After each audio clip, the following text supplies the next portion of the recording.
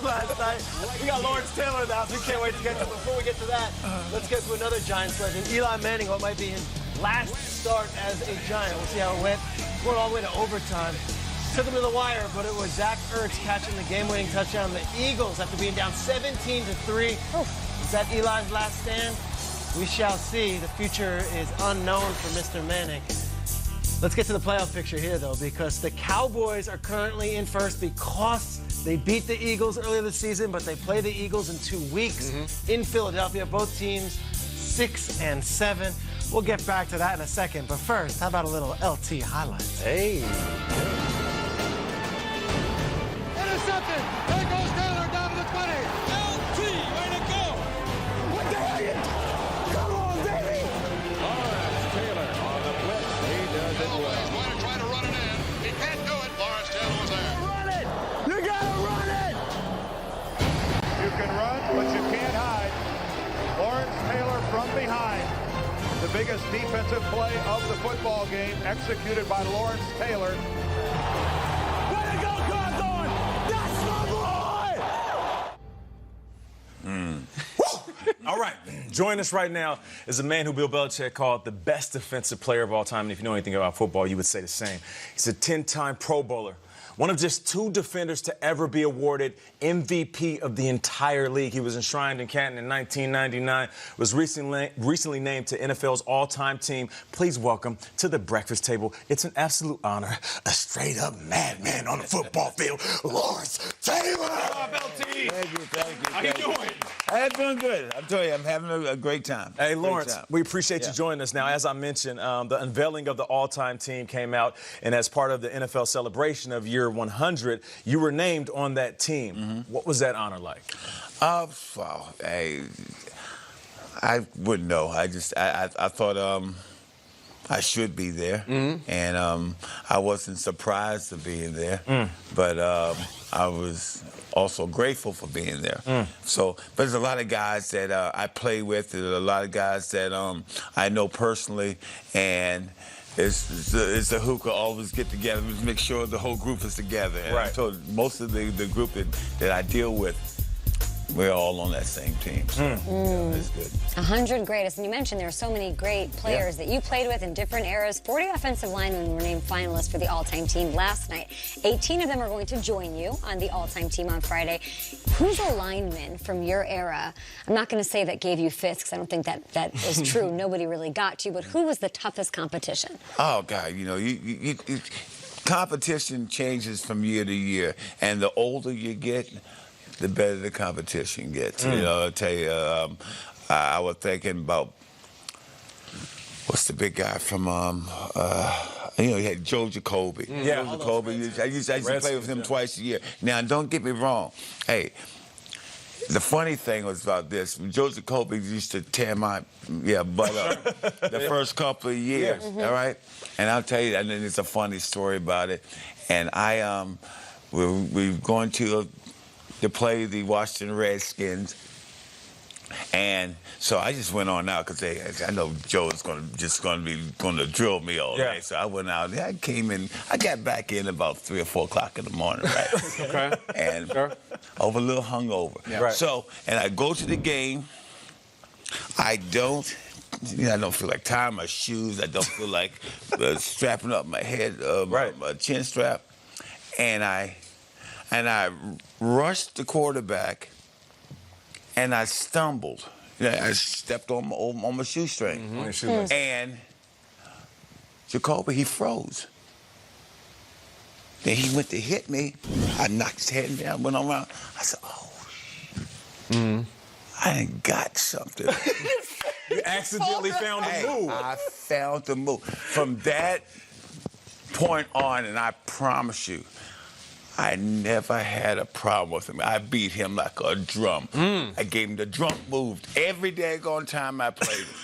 The drunk move. The drunk move. He thought that you were falling down. Yeah, It's basically dipped under. I would go up to him and he would freeze. Yeah. And then when he goes With his to hands. put his hands on you, you smack him down, you go around. That's right? wild. And now guys use that move all the time. Man, I'm telling you, what a great move. Yeah. And Bill used to tell me, hey, you can't go out at night. Bullshit. Yeah. Yes, you can. All right. We are on live, Lawrence. So I know we're telling the war stories. Let's try to keep it here, and I'll make it easy on you because no, it's okay. As good as you were on the field, you were a legend on the microphone, and we're gonna play a clip of you in your heyday, mic'd up on the field, and I want to hear about it afterwards. Roll LT on the field. Ooh, hey, baby, let's go out there like a bunch of crazy dogs and have some fun.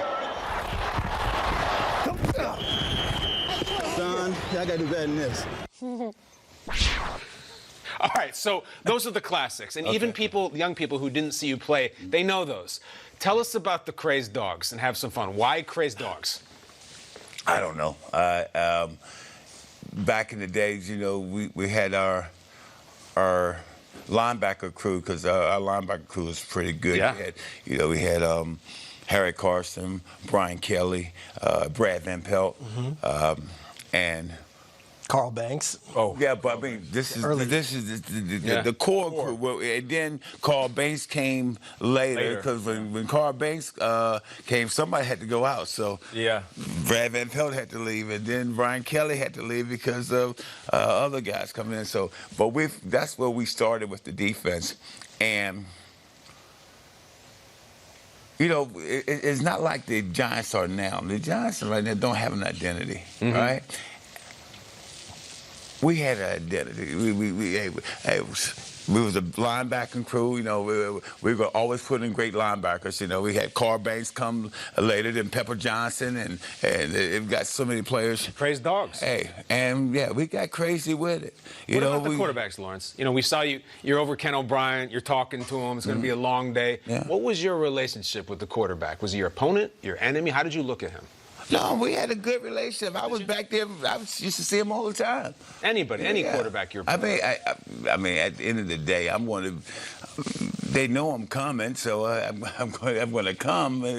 So I just have fun with it, guys. Joe Theismann, great quarterback. I love him to death. Ron Jaworski, probably one of my great friends. Ron Jaworski. I mean, I tell you what. I mean. Yeah. It's just like just having fun, you know, and you don't want to see somebody get hurt, but you don't want to see somebody get killed, and you don't want to see. But you got it. They deserve to have the best. They want to, you know, they want to play against the best too, don't they? They don't want to just sit out there all day and just throw for 900 yards. Hey, they want to play against the best. Speaking of the best, Bill Belichick was your defensive coordinator for all those years. Bill Parcells was the head coach. We know Belichick now as this luminary, greatest coach of all time. You knew Belichick as a young defensive coordinator. Yeah. Did you ever see it going this way and him being considered the greatest of all time? Is it a surprise to you, or did you see that at that age? You know what? I don't know how it happened, because when I came into the league, Bill was assistant special teams coach. Right. Special team.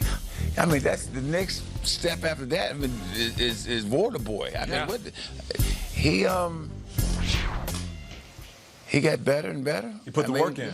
I guess he did. He put the work in, and when year 3, when Parcells became the head coach, and they named Bill Belichick as the defensive coordinator. Oh, I was hot. I mean, I went into the office and I said, man, no way. That's not going to happen. Because he was inexperienced? Because he's inexperienced. We used to call him Doom, because every play is like, if you don't do it the perfect way that he wants you to do it, it's like, it's the end of the world. It's the end of the world. So listen, we should call him Doom. So, and I'm like, when he came into it as a defense coordinator, I'm like, man, hey, we can't have this. Well, Lawrence, listen, we're gonna be doomed if we don't get a commercial break. That's right. We got some more stories, man. Are you going anywhere? Yeah. No, you ain't going anywhere. You stay right here. You mentioned the Giants and their identity. We got to ask you about the current landscape of the NFL as well. We'll be right back. This is Good Morning Football. Doom. That's the first time I heard that. Anybody but Doom. Now it makes sense with the hoodie. He looks like